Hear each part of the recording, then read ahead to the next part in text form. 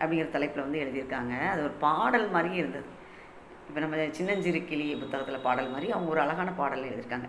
என்ன சொன்னால், ஏலேலோ ஐலசான்னு போட்டு, சித்திரை ஏரை பூட்டி ஏலேலோ ஐலசா, சிங்காரமாய் வயலை உழுது ஏலேலோ ஐலசா, சின்ன சின்ன பாத்தி வெட்டி ஏலேலோ ஐலசா, சம்பா நெல் விதைச்சு ஏலேலோ ஐலசா.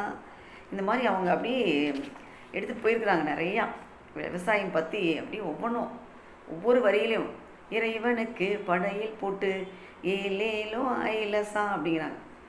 நகை நட்டை எடுத்து வச்சு ஏலேலோ ஐலசா அப்படின்னு சொல்லி அப்படியே தன் கவிதை வரியில் வந்து பார்த்திங்கன்னா ரொம்ப சிறப்பாக வந்து அம்மையார் அவர்கள் வந்து கொடுத்துருக்காங்க. உண்மையிலே ரொம்ப சிறப்பாக இருக்குது. இந்த முகங்கள் ஆறில் நம்ம 2வது கவிஞராக கலா அம்மையாரை பற்றி பார்த்துருக்கோம்.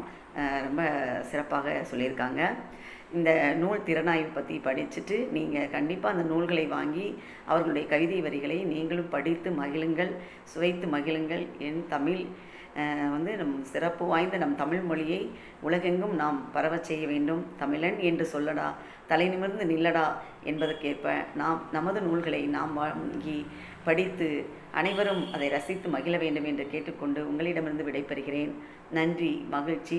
சங்கத்தமிழ் இலக்கிய பூங்கா இந்த வாய்ப்பை நல்கிய ஸ்டெப் டிவி அம்மையார் சிவகாமி சண்முகசுந்தரம் அம்மையாருக்கும் எனது அன்பான நன்றியும் வணக்கத்தையும் உரித்தாக்கிக் கொள்கிறேன். நன்றி, மகிழ்ச்சி.